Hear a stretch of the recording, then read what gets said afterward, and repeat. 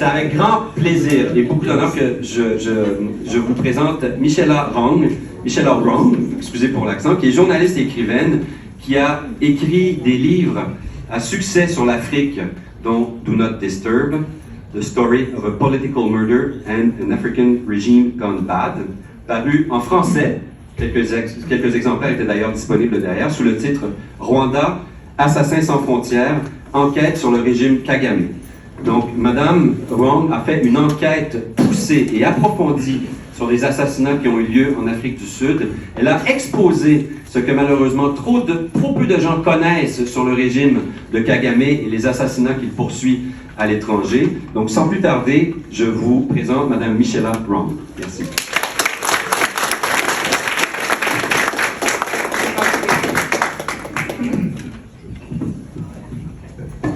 Ok, oui, merci. Et merci de m'inviter ici, Pierre Clavé et Bernard. J'ai des racines au Canada. Mon grand-père était canadien, il était historien. Mais ça fait des longues années que je suis plus venue. Et pour moi, c'est une grande occasion de visiter et rencontrer aussi, parce que je connais il y a beaucoup d'amis dans ce public, on s'est vu déjà, Oslo, Paul, on était ensemble à Oslo récemment, et Madame Senda Chanda, on était à Bruxelles plusieurs fois, on s'est rencontrés.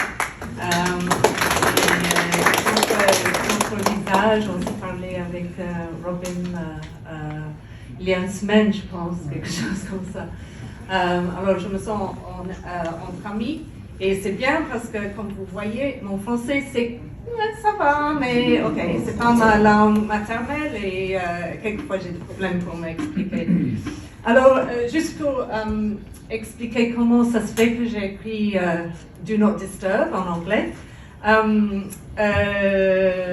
c'était en janvier 2014 que j'étais sur mon computer.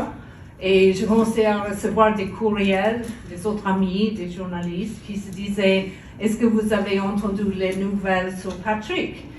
Et je me disais « Patrick qui ?» Parce qu'effectivement, je connais 4 ou 5 Patrick et j'avais aucune idée. C'était évident que c'était une mauvaise nouvelle, mais je ne savais pas de quoi il s'agissait. Et pendant la journée, j'ai compris que Patrick Karegeya, qui connaissait beaucoup de journalistes, parce que comme chef des renseignements à l'extérieur au Rwanda, il jouait aussi un peu le rôle de la personne qui faisait les introductions entre Paul Kagame et les journalistes qui allaient l'interviewer, qu'il était assassiné en Sud-Afrique, étranglé dans une chambre d'hôtel au Michelangelo. Et pour moi, c'était choquant. Ça faisait de temps en temps, je rencontrais Patrick au Sud-Afrique où il avait fondé une partie en opposition. Je l'avais rencontré à Londres, mais je ne suivais pas vraiment de près le dossier rwandais parce que j'écrivais des autres livres sur des autres sujets. Mais je me suis dit, mais c'est quand même extraordinaire comme histoire qu'un monsieur qui a été tellement proche à Paul Kagame, et tout le monde savait que c'était des amis qui faisaient toujours rigoler le président. C'était le seul ami, on disait, qui pouvait faire rigoler Kagame. Il était mort comme ça, en exil, en opposition, d'une façon tellement brutale, parce qu'on a compris très vite qu'il a été piégé dans cette chambre par un ami, Apollo, un homme d'affaires qu'il avait invité dans cette chambre, qu'un escadron de morts l'a sauté dessus, un escadron qui a pris l'avion de Kigali pour aller là-bas et pour accomplir la tâche. Alors je me suis dit, mais c'est quand même étonnant comme histoire que ce monsieur qui a commencé son histoire comme chef des renseignements à l'extérieur, finit sa vie dans cette situation, dans cette chambre d'hôtel. Et ça vaut le coup d'écrire cette histoire, parce que la chose plus importante de cette histoire, que c'était un membre de cette élite Tutsi, ce groupe qui a vraiment fondé le FPR, qui était là dès le début, et qui maintenant est devenu un ennemi qui valait la peine de l'assassiner. Et j'ai commencé à faire des recherches, j'ai parlé avec la famille, et quand j'ai réussi à gagner la confiance de la famille, et on m'a dit oui, je me suis rendu compte qu'il n'y avait pas des autres journalistes qui voulaient écrire cette histoire. Qu'effectivement on avait peur de raconter cette histoire. Et je me suis dit, bon, quand même, c'est très important de raconter cette histoire, c'est moi qui vais le faire. Et quand j'ai commencé à faire mes recherches, j'ai compris qu'il y avait beaucoup derrière. Hein, parce que, bien sûr, je connaissais l'histoire de cette Sendashonga. Je savais ce qui s'était passé en 98 à Nairobi, parce que j'étais à Nairobi à l'époque. Mais je ne savais pas que...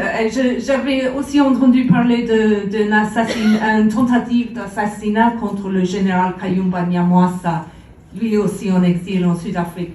Mais je n'avais pas vraiment suivi tous les autres tentatives, tous les autres assassinats, tous les autres journalistes tués en Ouganda, au Rwanda, les gens qui étaient dans l'opposition, tous les gens qui travaillaient dans les droits humains, et tous les incidents bizarres de circulation, les gens qui disparaissent, on ne sait jamais où ils sont passés.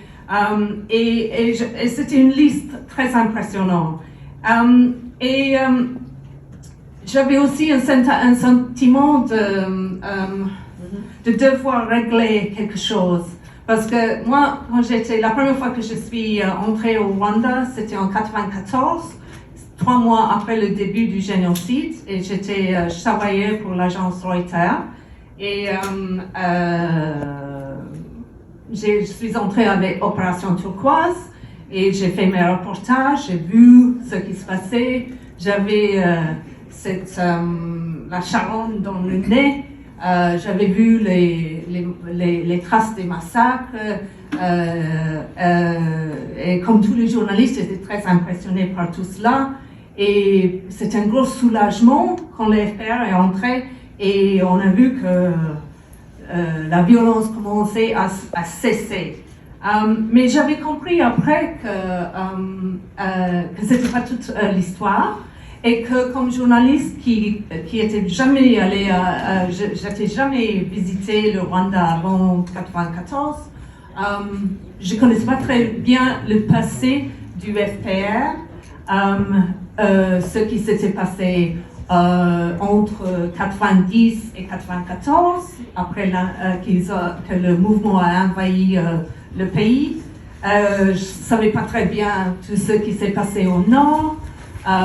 Le ethnic cleansing qu'on a vu là-bas, ce qui s'est passé à la frontière entre le Rwanda et le Burundi.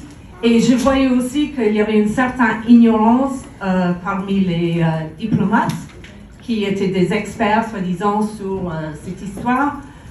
Ils étaient très enthousiastes au niveau du FPR. Et c'était pas toujours le cas.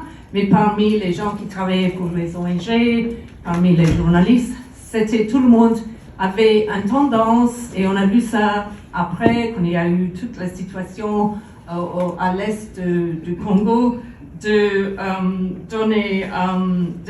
fermer un peu les yeux aux choses, aux actes néfastes commis par le FPR, quand on entendait parler de Sony Report, des atrocités, et les massacres après qu'on a vus dans les forêts au Congo, il y avait toujours une tendance à diminuer, à justifier, à trouver des excuses. Et moi, comme journaliste, j'ai trouvé ça très inquiétant, et surtout l'assassinat de M. Sendashonga était un turning point, comme on dit, pour moi et pour beaucoup de journalistes.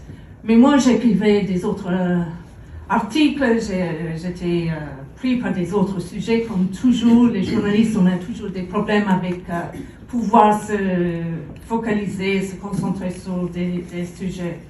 Alors, en écrivant et faisant les enquêtes pour mon livre, j'avais aussi je voulais un peu régler le fait que j'avais été trop naïf dans mon présentation sur le passé et j'avais pas assez contextualisé les événements du 94. Comme beaucoup de journalistes et des experts et des diplomates d'ailleurs. Et pour moi, la chose plus importante de cette histoire de Patrick Karegeya, c'était que ça montre de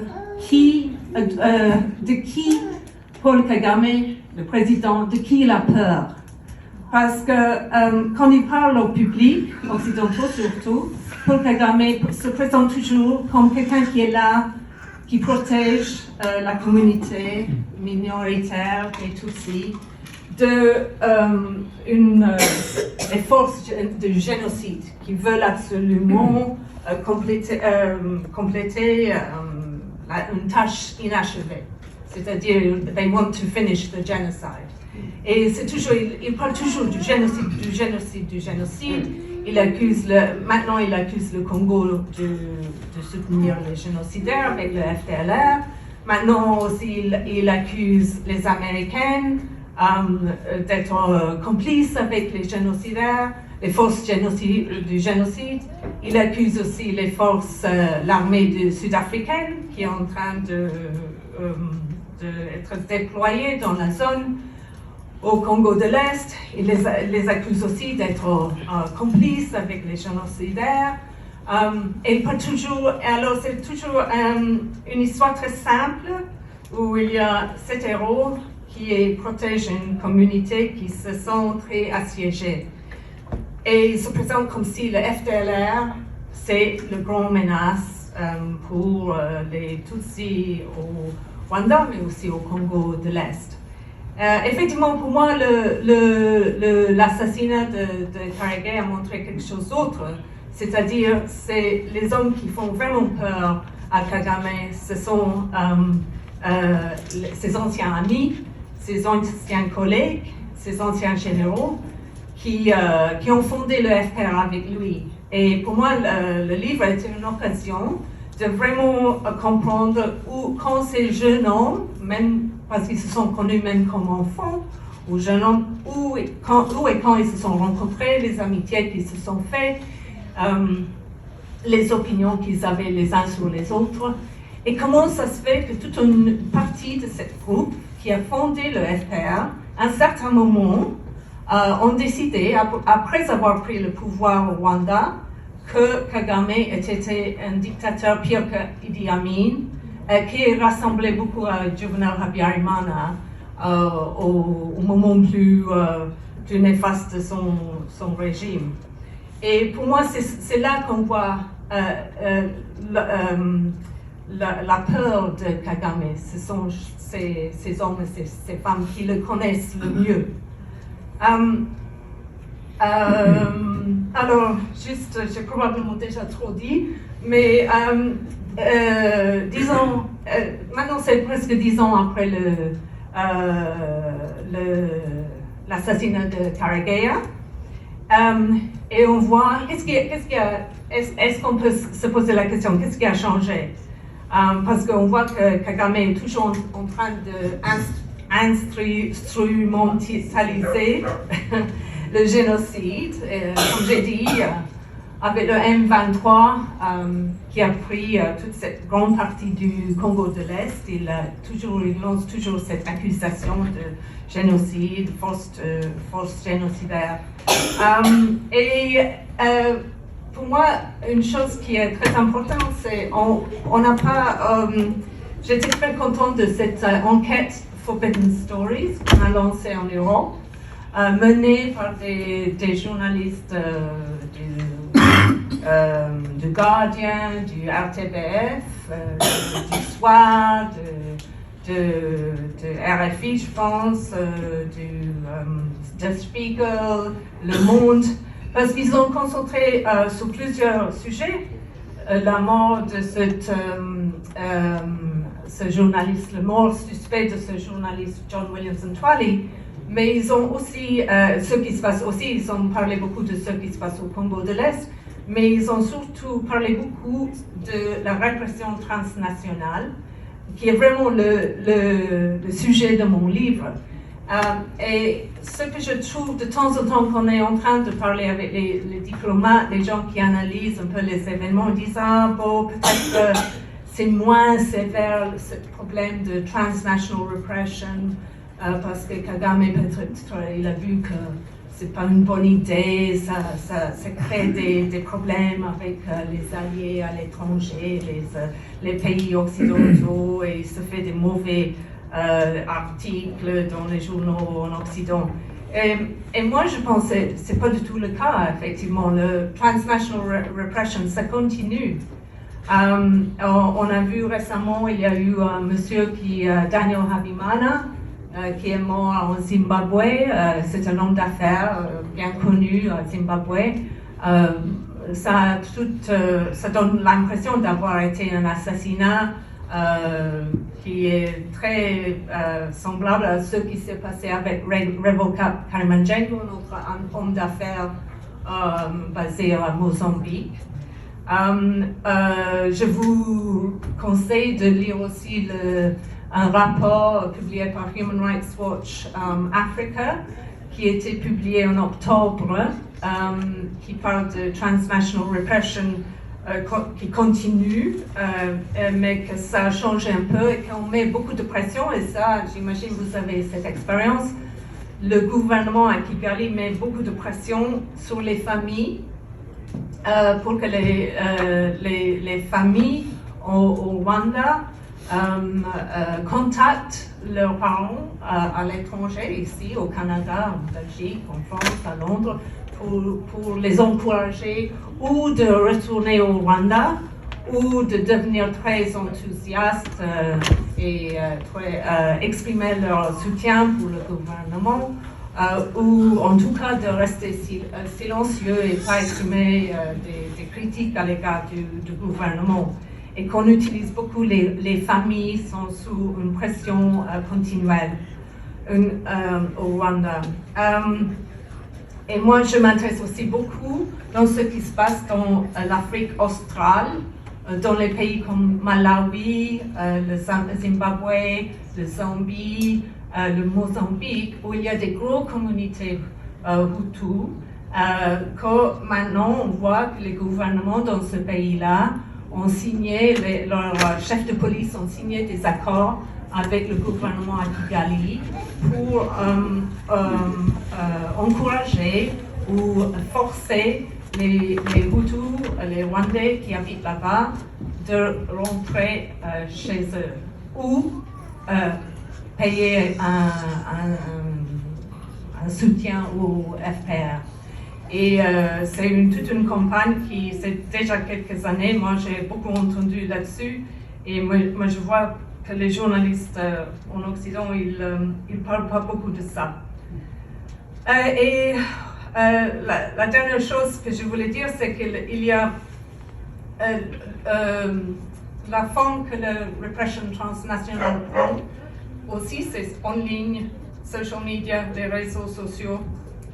Moi, je connais ça parce que je suis parmi eux qui sont ciblés, qui sont suivis, qui sont menacés, harcelés, qu'on dit des mauvaises choses de moi, on m'accuse d'être raciste, espionne, avoir été payé par le gouvernement en Ouganda, en plein de choses.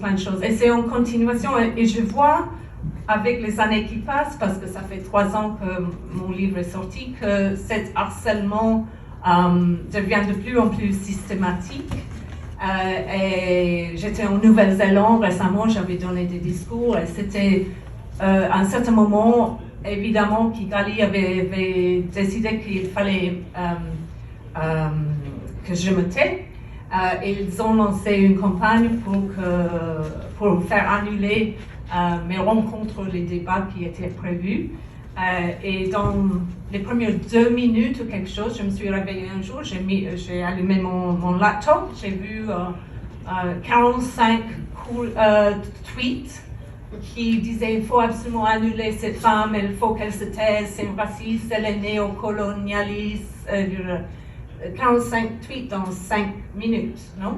Et ils espèrent de cette façon de créer toute une tempête d'hostilité et que ce qu'ils veulent faire, c'est mettre la pression sur les gens qui m'avaient invité pour qu'ils annulent les rencontres. Ce qu'ils n'ont pas fait, qui était très bien. Mais j'étais vraiment impressionnée parce que c'est beaucoup de travail. 45 tweets dans 2 minutes. Alors ça continue. Et il faut dire que souvent, le gouvernement à Kigali est en train d'utiliser des boîtes de PR, Public Relations. Alors, je pense qu'ils ont toute une organisation, tous des groupes. Je pense qu'ils utilisent beaucoup les étudiants au Rwanda, mais aussi c'est souvent il y a les boîtes qui jouent un rôle, les boîtes professionnelles qui savent comment manipuler l'opinion publique.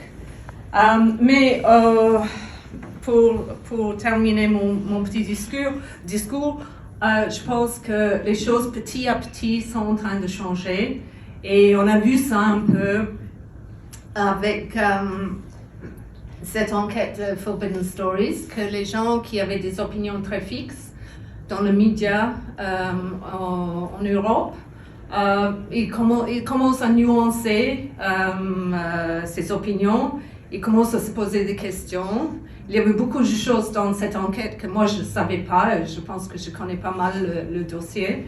Et il y avait beaucoup de journalistes qui ont travaillé là-dessus et on a vu la réaction que vraiment Kigali était furieux et je pense qu'ils ont été très surpris par cette enquête. Alors je vous encourage, si vous n'avez pas lu ou écouté ou vu les articles et les émissions, ça vaut la peine de les suivre. Et mon dernier commentaire, c'est beaucoup de choses changent actuellement en Europe. Et ça va poser beaucoup de questions au niveau des relations entre le Rwanda et les gouvernements qui ont soutenu Paul Kagame depuis 1994. Chez moi, on a vu un gouvernement qui soutenait Kagame parce qu'on voulait envoyer les demandeurs d'asile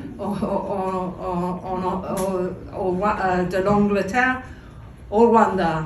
Et alors, à cause de ça, mon gouvernement n'osait pas dire un seul mot critique à l'égard de Kagame. Ils n'ont pas d'opinion, ils n'ont pas exprimé une opinion sur l'intervention rwandais ou du M23 au Congo depuis qu'ils ont signé cet accord. Mais mon gouvernement va changer bientôt. Alors, on